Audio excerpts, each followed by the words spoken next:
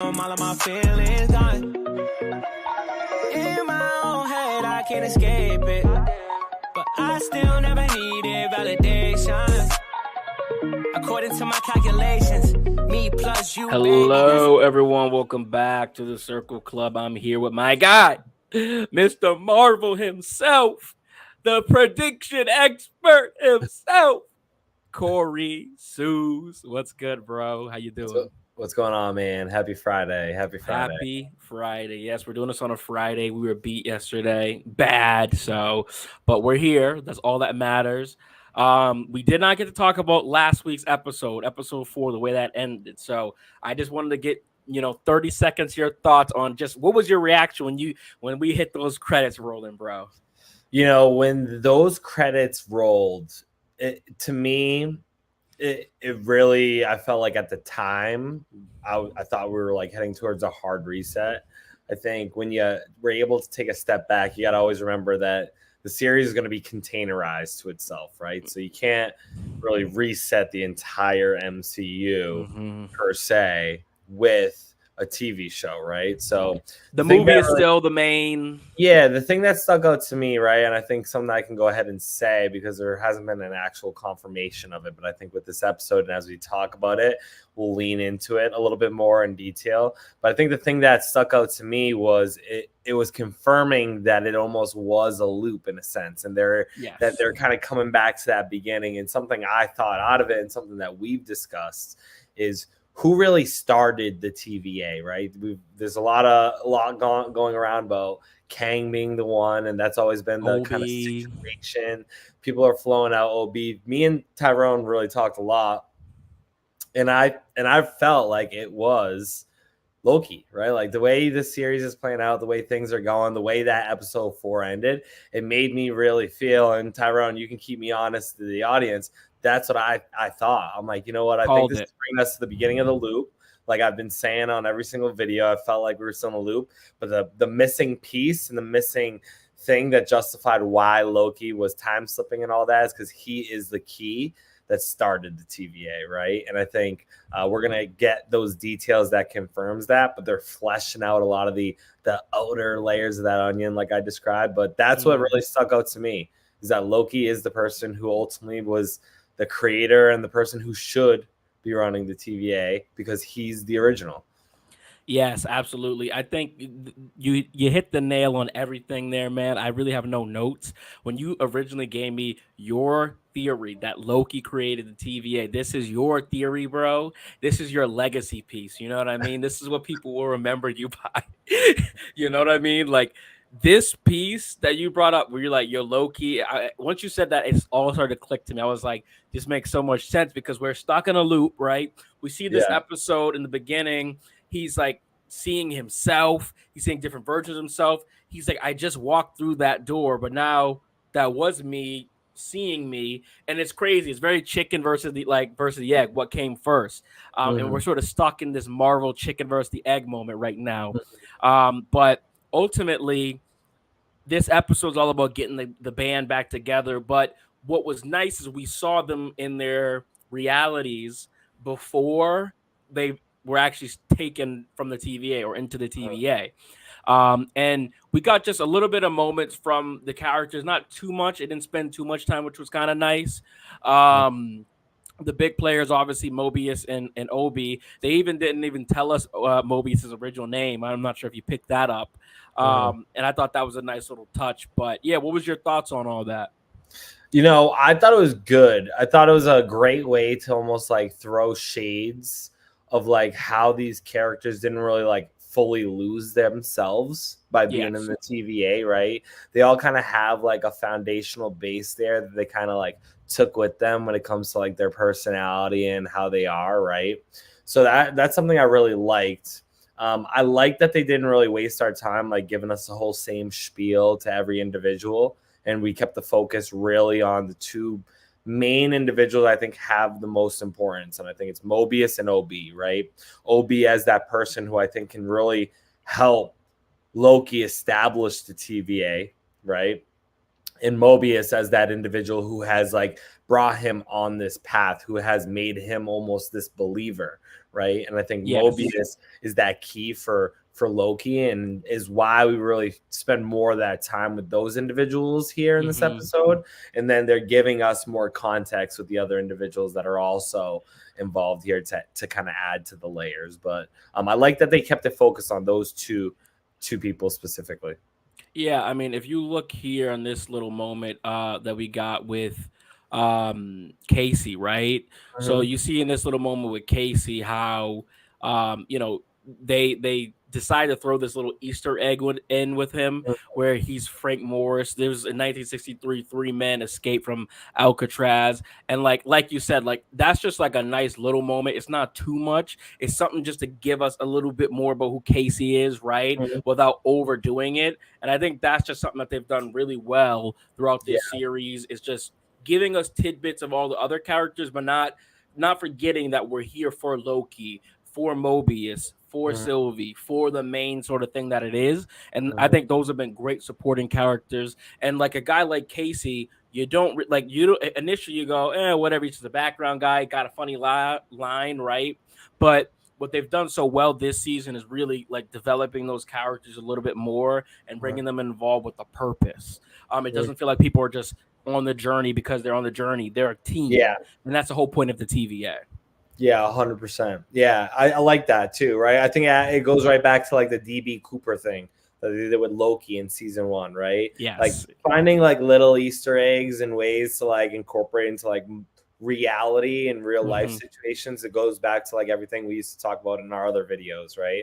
What makes the MCU so good is that it felt like it was kind of like based in reality a little bit. And I think that's where the Loki series, even though it's off in this like parallel universe or wherever you want to like decide where the TVA is, right? And it's kind of outside of reality itself.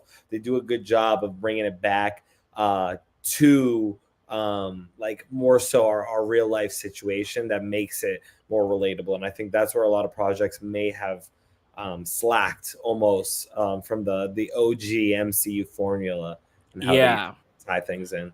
Absolutely, exactly, and it feels like it's very tight this season, and it hits all those things you just said. One thing mentioned too was this, I could rewrite the storyline with Loki that I saw, and it made me think instantly. I go, oh my god, that's Suze's, to his core theory right there. He can rewrite the story. I'm like, yeah, it's like the TVA existed, but then if you go back and you're the one who created it. You know what I mean? It's again, it goes into that, like you said, we're stuck in a loop, right? We're stuck in these parallels. And I just thought it was really dope, man. Like a lot of the scenes, I thought this is one of the best like CGI we've gotten in all of Marvel too, bro. I was like very, very impressed with what we got. I mean, you see some of these scenes here with Sylvie, for example, like the whole inside of the store, then her and the homeboy, right? Like it just disappears. But then at the same time, it's this parallel with Loki going through the same kind of thing. Like they really, to me, just they cooked this episode. And also the whole thing with the spaghetti, like, so obviously we saw in Endgame how that they did a little bit of that, right? In Infinity War. Yeah. But I love what they did in their version of it with this sort of spaghetti. I'm calling it like a spaghetti-fied thing. Yeah. And also too, even just like, okay, he gave Obi the manual, right? And he's been working on that for like 16, 18 months. Like, because at first I was like, how was he supposed to make that TemPad that quick? And so to have them jump that time, because Loki's jumping time and doesn't even know what's going on there. Like, yo, there was just so many dope elements in this. Was there anything that stood out to you? No, I think to me, you kind of call out some very specific stuff, right? Like it had the shades of like the blip, but like the CGI didn't look corny, didn't look cheesy, didn't look out of place. Like it kind of like fit really well with the whole time slipping thing, where like the time slipping hasn't looked awful. Like they kind of done really well with like a real individual like Tom Hiddleston and getting him to like morph on screen numerous times, right? So I think that was really cool. But for OB, like I'm still very like coming out of it intrigued to how OB helps Loki really create the TVA and where is the TVA, because I think something that they were alluding to within this episode, especially OB, is he was basically saying like you can't time travel in a place that you're not allowed to time travel, but yet you were doing it, right? And he kept basically saying what you're describing is impossible, yet you're doing it in front of me, so it is possible. And the way I like interpreted it was like maybe they've just like misunderstood where the TVA ultimately is, right? Like that's why, because like especially their memories being erased, they're kind of going off the dogma and like are going off the rule book. And even though the rule book says that, it's clearly not the truth, right? So maybe the TVA is located in the spot. And like I think the thing to me that makes like the most sense is probably the quantum realm, right? Like it kind of goes back to season 1 where we originally thought it was. Like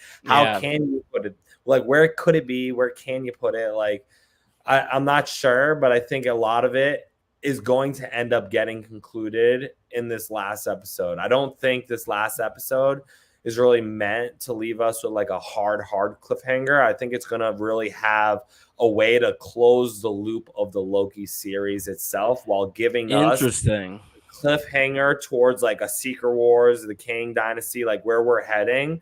But I don't think it's going to leave us with like a Loki season 3 per se, if that makes sense. Right? So you think like, as far as Loki goes, this is it? I think this is it. I think it's going to fully establish like who was the original creator of the TVA, where the TVA really sits, what the TVA's like. The only thing that is going to come out of this is like, okay, what's the difference with the TVA now with Loki probably in charge and having that control?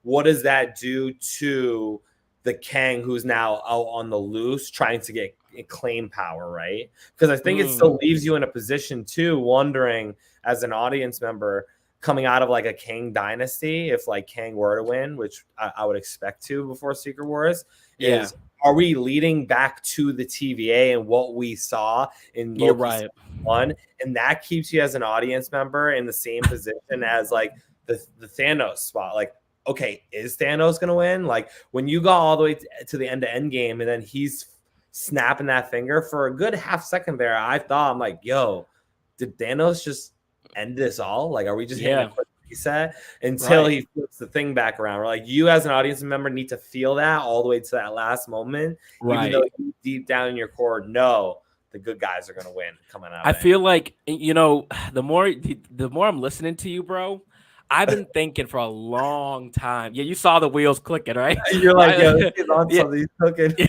Well, I mean, just like the more you talk, bro, it just makes me go like, so you know how the let's call it the Infinity Saga, right? Like those first, those first phases where like we lost Iron Man and it was so like, oh my God, I can't believe it. The more I think about it, I feel like it might be Loki to be that this time around, because like Loki's been like consistent between like, both.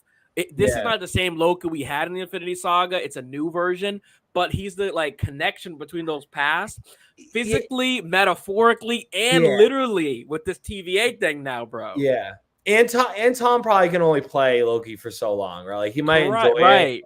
It's like, dude, you're running on 2 full like generations. Decades almost now, man. This is generations of like the Marvel MCU universe, right? Like you're on the second saga. It's like if you can make by the time like we get the Secret Wars, that's 2 decades. Yeah, but this is the thing though. Like the point is to keep it so that as an audience member, you're on your toes thinking, wait, can Kang win? And can Kang basically just rule it all and get the TVA again? And we're just like stuck in like just a slightly different loop, right? Like you could get that, right? Like you do your soft reset and put Kang right in charge of the TVA. And now just the story's a little different because you have a different Kang that's in charge, right?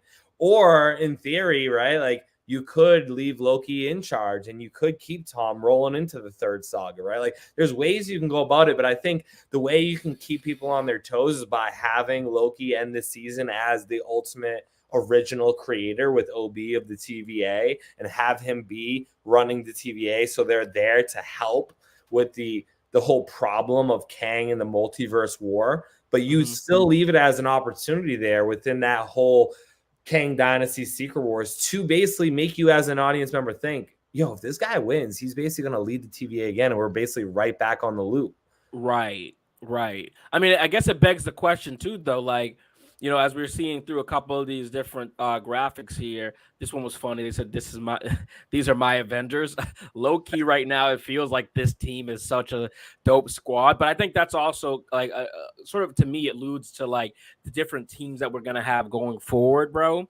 I think that we're gonna get a lot of like individual teams, and this was something you said a year ago, man. You were like, yeah, I think the Avengers are obviously going to be important, but it's going to be less about that and more about these small individual teams. Mhm. And so far, you've been like spot on. And now we're getting the Marvels next. But I think it really boils down to like what you think Loki and who he is. It says, "I'm the god of lies." What's my purpose? That's always been his thing. I Mhm. can rewrite the story. And I think that's, again, going back to who he is and like the Loki we know now.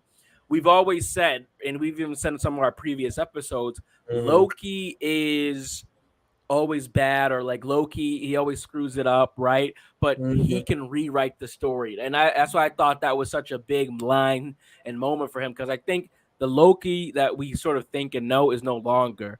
Um, Also, bro, shout out to like them with this scene here, man. This was crazy. This is Yeah, such a well done scene, bro.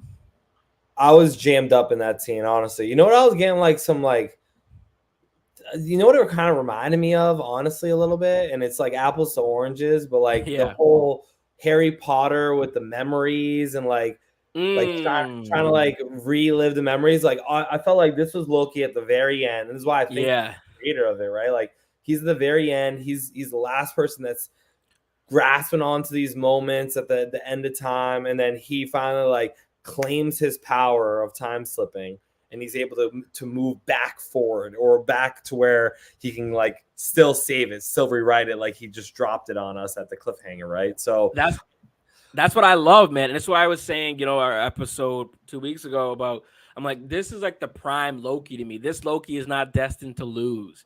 I which feel it. if I you feel really it. think about it, like now it's like the gears are turning in my head, but like to give the Harry Potter example, you think about like Harry Potter and when Yeah. they reverse time, when him and Hermione were going back to help like literally themselves pretty much, right? Right. So when you think about this, like especially with this whole series and what we've been talking, like we've given references, like I think to the Matrix and think like a lot of like prime time movies that like all time movies out there, like Right. seeing them bringing in some shades of like Harry Potter here, like it doesn't surprise me that like it kind of goes into this like destined story where Loki might Totally. be that person Destined. who I think, who Loki could be pretty destined. this this Who this doesn't really could be his glorious purpose, right? Like he is the creator of the TVA. That's what it Yeah. ultimately was. I love just the idea too. We all love, think about all, Tiger Woods and all. We love to see someone get broken down and built back up, right? And like that's what this character was. If you go back and watch those original like movies from Phase 1, Phase 2, you Mm, hate him. You're like, yo, you're so annoying. But you kind of, it's almost like a brotherly thing where you're like, ah. But now you're sort of at this point where you're like, no, I love this guy. Like this is one of my favorite characters in all of the mm, MCU. And the way they use Obi too, man, like I just love it, man. Like it just feels like the way all of the characters and actors work together, bro. mm, It just fits so well. And I mean, it really had me thinking back to this moment too, where you're like, man, who are we gonna lose? Like it just mm. feels like the stakes are all back now, and it just feels like, I don't know, man. It just I keep saying, I'm like, Marvel is back. Marvel really Yeah, feels back to me. 100%. It's The, feeling this it. this special effects, bro. People have been talking so much shit about Marvel special effects, man, and I'm like, what are we talking about? Look at this. Look, Yeah, I don't. I see. I think this is where we go back to like when you have the time and you have the real clear cut vision on what you want to do. I think this they is are at their crazy. best, right? I think they've been doing a This lot of is experimenting and things like that over the right. last couple of years, and I think they just need to dial it back, get back to their formula. If it doesn't fit the formula, it doesn't fit the narrative. That's how I think they need to look at it.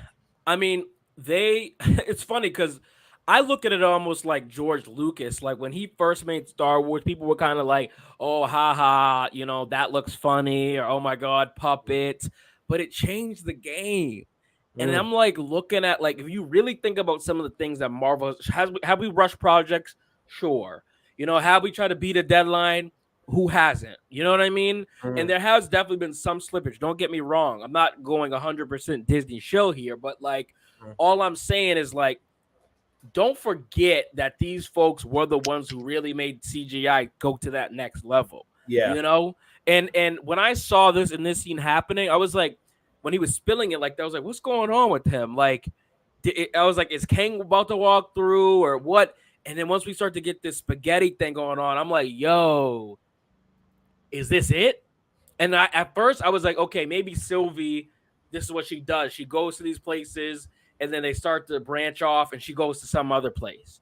And that was kind of her thing. And then once I saw it happen to her, I was like, yo, what is happening right now? What did you think? What was your reaction when you saw that little moment? Once it happened to her and once it happened to the TVA, that's when I was like, okay, like, this is clearly, like, this is real. Like, this is Endgame. This is, like, a lot of the things we were being, like, a lot of the cap is out the window and a lot of fact is being shed, right? And I think that's what's given me a lot of the clarity and the aha behind my theory of, like, okay, I really think Loki has to be it, because that's where I think it's all pointing to, because he's the only one that's not affected by this, right? So if he's not affected by it, he's the key to it all, right? And I think that's what is important, and I think separating Sylvie really establishes that, because if Sylvie wasn't doing that and she was still, like, able to bounce around,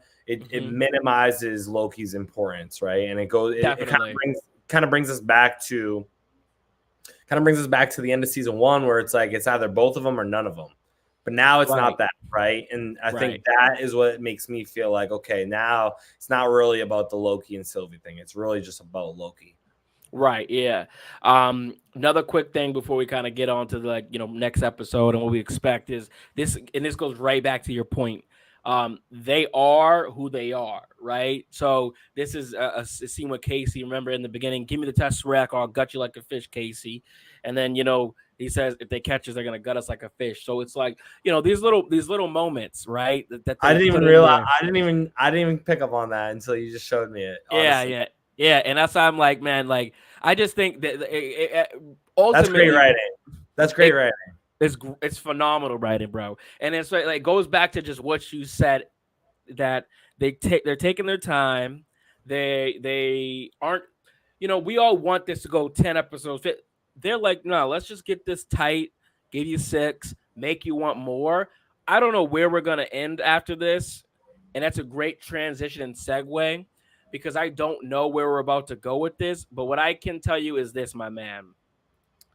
Wherever we're about to go next, it's going to define the entire next phase and future of all these projects. So just give me real quick, man, like, what do you think? Like, what's your prediction of what's next for us here? I mean, like, I've been saying it this whole time. I'm going to ride with it because it's my gut feeling. It's what's been, like, I feel like adding up. So it's going to only benefit me to ride my horse that I've been riding. But I think Loki is the creator of the TVA, and I think it's going to put us in a position that allows us to potentially have that new timeline story, so to speak, but keeps us in a spot of wondering if we're going to end back up where we all started on this multiverse journey. And I think that's the only thing. I think it's a disservice to the multiverse saga if you don't allow that. If your threat is Kang the Conqueror and he's meant to rule all time, and he's inherently, basically, you admitted that he has won and he has been ruling all the time, right? But it was his good version. You need to make it a potential that loop could in turn come back to fruition, whether it be of a good Kang, of a worse Kang, but you need to have that as that option there. And I don't think you can have that as that option to the audience without it still being there. And the only way it makes sense for it to still be there and to honestly keep Loki around is to make Loki that original creator and running the TVA, so that as things come into play, again, I'll give you like another point I haven't said on here. Like, where was Ravonna and Miss Minutes in this episode, right? that they could Mm. still go out, recruit Miss Minutes and Ravonna, have a whole different section of the TVA, take over the TVA at the end of Kang Dynasty, and put us right into the position we were in at the beginning of Loki season 1, but just like slightly off. You're right. You're right. That's definitely where that they can go with that. I mean, that's what my initial sort of thoughts were, is like, where's Miss Minutes, where's Ravonna, like, where are they going? My guess is this. Um, First off, shout out to in the front row for watching. Appreciate that. Now my thoughts are this: where is Ravonna? Where's Miss Minutes? The same way Loki's going back in time and jumping around and looping, I think they're going to find He Who Remains. I think they're going to realize Ramona's going to be like, we bit off more than we could chew. You know, we thought that me and Miss Minutes could handle this. Obviously, we need him. You know, we need his guidance. And I think that's kind of how we're going to get this Kang back involved with all of this. I think, too, we haven't really had that moment yet where we've met Kang in this universe. So I think it's very possible that he shows up in this final episode. And you know, Marvel, they love. One of my great calls is when I said, I was like, I think Captain Marvel is going to show up in Miss Marvel at the end there. And people were kind of like, I don't know. You know, she's kind of a big budget, and it happened. And I think we could definitely see that happening here because Victor Timely is all we've gotten, but we haven't had King. So what do you think about that? Do you think it's possible he shows up here? Yeah, I think they're running out of opportunities to bring in Kang variants before Kang Dynasty. And I think they need to start establishing things like that. What I'd like to see is either some iteration of like Miss Minutes, Ravonna trying to team up with the Kang, but I need to see a different Kang, whether it be the Kang from Quantumania, or ultimately I would love to see the kind of trio of the Kangs we saw at the post-credit scene of Quantumania. Bring those guys in. I think it really helps build up what you're trying to do with Kang Dynasty of, okay, now you got some like a couple people floating around, right? Heavy like, hitters, yeah. If episode 6 plays out where Victor Timely isn't dead because Loki comes forth, he's like, wait, no, I got to be the one that goes out there. Here's why. Yeah. Boom. You got Victor Timely as like that He Who Remains good guy that's there, right? Yeah. You got your 3 bad guys who now are like a prominent threat, who are kind of vying for that power against the other Kang who's trapped from Quantumania. You got a little Anchorman, a bunch of different news channels fighting against each other, and that's what I'd like to see in a multiversal war where Kangs are supposed to be vying for power. I need something a little bit more than a Victor Timely versus Kang the Conqueror. I need a couple options. Okay. No, yeah. I mean, I think Victor Time. I don't know if Victor Time will ever come back, if we'll see that character. We'll see. But yeah. So at the end, we got Immortus. I think there's no doubt. Before you continue, I think no doubt you see Victor Timely in episode 6.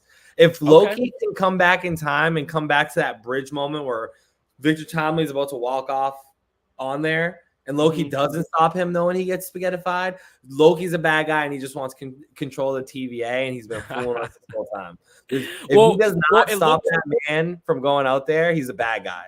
No, of course he would. It looked like he was on his own at the end there, so that's why I was kind of like, I didn't know if he went back, but it was just him or something. I think OB was right there with him. I think he like popped in. OB was like on the side of the stairs, and like I'm just assuming though, like if he can control his time slipping, he's coming back to that moment for sure. Right? He's got to stop him. He's got to stop Victor Timely. Victor Timely is still alive. Well, we saw. 6. I mean, not to get into too many spoilers, I thought there was a trailer. We saw Loki walking out there. I'm going off the trailer a little bit, so we got a little spoiler here. But if so it's in the trailer, it's going to be in the episode, right? Which also it's like it's not that big a spoiler because you know it needs to happen, right? What we don't know is like what's the ramifications of him doing that? What's the cost, right? I mean, is this because one thing we haven't fully defined in the Marvel Cinematic Universe is, if you go back in time, how does that affect the present, future, and so forth, right? Because when we saw it with Tom Holland's Spider-Man, when he goes back or attempts to, he sort of breaks time, but it's not necessarily like going back, like Back to the Future kind of time. So we're still trying to figure out what that all means with the multiverse. But what I was gonna say was, I think you're right. It would be really. I don't know if we'll get any Council of Kings, but Immortus, Ramatut, Scarlet Centurion, and then just the main sort of Kang. If any of those showed up, that would be wild. It would make us go whoa. But I do need to see another variant of Kang here. Victor Timely is great, he's fine, but I think we just need a little bit more juice. Even if it's an extra post credit scene, if they give us no post credit scene, bro, they're robbing us. They're robbing us. Yeah, it would be a robbery. It could show up though in Captain Marvel. They could be holding out for Captain Marvel because that's gonna happen next week, or is that same week? Same week, right? November 10th. November 10th. So day after the finale. So yeah, there's got to be something cooking there. There's got to be something cooking there. Something's got to be happening there, man. But yeah. But all right, man. So just last thoughts here. Like, do you think? Because you mentioned at the start of this stream, you said you think that this sort of wraps up. We're not going to get a Loki season 3. So how do we wrap up Loki season 2 here? Is it Loki creates a TVA and all is good in time, and they just try to like correct those slippages, those breaks in the timeline? Or do you think we sort of go a route where it all just breaks and that's our introduction to the full multiverse? See, I think we gotta be. I'm gonna ride my horse. I think it's the end of the Loki series. I think this series will put Loki in the driver's seat as the creator and runner of the TVA. Victor Timely will stay alive. He will be able to go off, and he will have the knowledge of having been at the TVA and having been a part of the creation of it to leave the potential for a He Who Remains entrance. They're really, I think the way you end this is, like I said, keeping it in the context of being able to leave the loop in a sense as a possibility of continuously happening. And this is all just still a part of that story. And the only way that happens is by making Loki the creator, having him in charge right now, keeping Victor Timely alive so he can go off in the zone. And the kind of tease to us is like that post-credit scene where we get, to me, it's the 3 Kangs we saw in Quantumania in the post-credit scene, or it's the Kang that's locked in the quantum realm from Quantumania. It's one of those 2 groups, the individual of the trio. I think that is what gets you also wondering, okay, now we got really 4 options that could take over this TVA by the end of the multiverse saga, so that you can still go back, have the rewatch value of Loki. It adds to these movies you have coming out, but it also still plays to what you're going to play out later on and have it make sense. So I think that's where you can really give it a lot of rewatch value. And I think a show like Loki that's been so good needs to have a close off like that keeps the show itself containerized, but also can still incorporate what's going on in a larger story without shoehorning you into a spot where you can't come back as the TVA potentially being an option, so to speak. I like that. Yeah, I mean, because you think about the potential spinoffs and what people like this series, and I'm not saying that Disney struggled with the TV shows, but there's definitely been some bumps, right, with some of these shows where they haven't had the same ratings and all. I was surprised. I sent you the other day that this had like a drop almost like, what was it, 29-30%? It was like 30%. Yeah, viewership compared to season 1, because I feel like this is a step up. Season 1 was great, don't get me wrong, but I think you need season 1 to establish, but then you can use season 2 to really play in that world. And we really haven't had a bunch of Loki variants and nothing like that this season, which is abnormal for obviously the show that we expect. So that's why I almost kind of makes me think there is a possibility that we may get another season 3. Especially if you think about Secret Wars and all that aren't coming until 2026, 27, I can see them slipping one more season in there right before to kind of lead into something larger. And then that gives you this nice little trilogy TV series. So that's kind of where I am at right now. I don't think we're going to get it fully wrapped up. And the TVA is just such an interesting concept because you can use them to branch things, snip things, let things stay.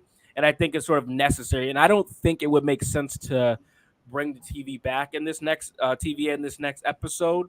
However, like you said, keeping that door open is it's paramount to the success of potential future projects that we've had and to create that revalue. Yeah. So yeah, another fantastic episode for me, man. What was your final rating for this episode? Yeah, I got to give it probably a nice 8.8, I would say, out of 10. It was a very, very solid episode. Thought it was a little slower in the beginning, if I'm being honest, but it picked up, did well to finish it off. I think I understood what they were trying to do there. Yeah, it was a little slow in the beginning for me. Okay, I like that. Yeah, I would say I was like 4.6 out of 5. So right there with you, you know, about an 82 out of 100.